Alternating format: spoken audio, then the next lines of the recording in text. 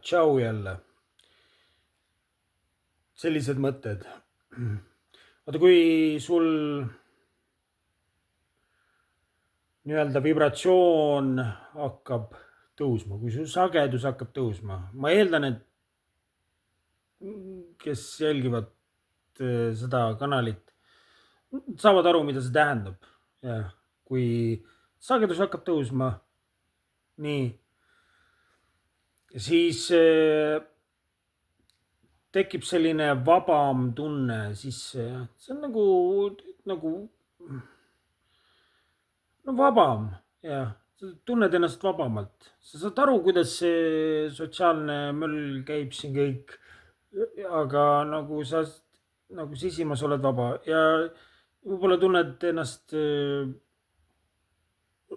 nagu rõõmsana, teatud hetkedel muutud nagu hästi rõõmsaks. Ja siis see vabadus, selline siuke murevaba seisund. Ja ütleme, vaata, kui sa naerad, näiteks ütleme, et kui sa naerad, südamest naerad, mäletad, millal sa viimati südamest naersid? See on selline, sa ei põe nagu, sa on nagu heas kohas. Ja see on nagu kõrge sagedus, see on nagu hästi kõrge sagedus, see koht. Nii, kui sina nüüd selle sageduse ajal suu lahti teed, näiteks inimestes avalikus kohas kusagil või no ütleme, et räägid kellegi, siis see kõla on juba nii teistsugune. Nagu inimesed, vaata,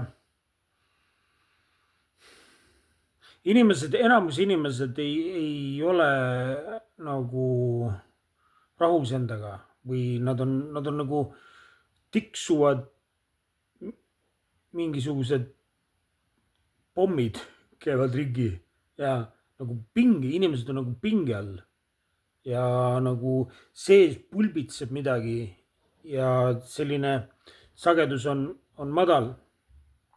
Ma räägin üldises pildis. Ja tundub, et see järjest süveneb, teatud kontingendil see järjest süveneb. Teatud kontingendil sagedus nagu kasvab ja siis teatud kontingendil ta liigub nagu allapoole. See mure ja pinged ja kõik nagu, meil kõigil on aeg-ajalt on mure ja pinged, aga teatud kontingendil, kes ei vaata, ei tegele oma asjadega, ei taha näha, vaata, mis probleemid on, siis surutakse alla ja siis need pinged jäävad, see stress jääb sisse nagu pulbitsema. Ja siis, kui sina pilti ilmud, kes oma kõrge sagedusega, siis need maailmad ei lähe kokku. Siis vaata, valesti mõistmised on kohe esimene asi, nagu nende kohe, kui sina hakkad rääkima, see tekib valesti mõistmine, nagu selles suhtes valesti tõlgendatakse kõike ja see ajab juba sinu kohalolu ärritab. Nagu mida sa fucking rõõmustad, mida sa oled nii nagu murevabalt või mida sa inimesed, need madal vibratsioon ei tule toime sellega nagu. Ja siis tuleb olla nagu ettevaatlik vahepeal. Ülearust komplikatsioone võib tekitada endale, kui vales kohas rõõmustad või vales keskkonnas oma rõõmu välja näitad. Vaat öeldakse, et ole ettevaatlik, kellele sa häid uudiseid näiteks räägid. See sobib ka siia. Ja kuidas see vabadus ja väljendamine, et sa võib-olla tunned ennast prostalt, ei ole nagu neid piire nii palju, kuidas ennast väljendada nagu mingid sotsiaalsed või ühiskonna mingisugused normid ja mida rohkem nendest ühiskonna normidest nagu välja hakata tulema, seda rohkem sa inimestele võib ajudele käima hakata. Seda vabam sa oled. Mõned näited.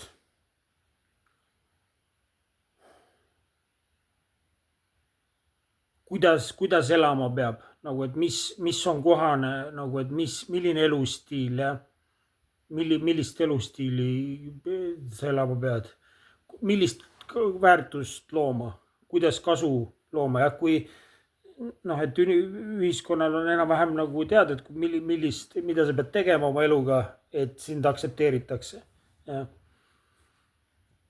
Millised su suhted peavad olema, kellega sa suhtes pead olema.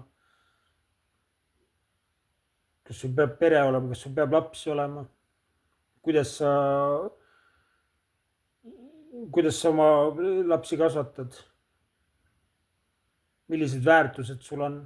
Need on kõik nagu kui sa lähed need on kõik ühiskonna mingisugused ootused või eeldused või kuidas nagu asjad peaks käima. Kui sina hakkad nendega vastuollu minema, oled vaba, nagu ei ole nagu nii nendes raamides ja kui su lisaks sellele võib-olla ei ole nii masenduses ka kogu aeg või mingitel hetkedel lihtsalt näitad oma rõõmu välja ja siis see võib probleeme tekitada, ma tahan seda öelda.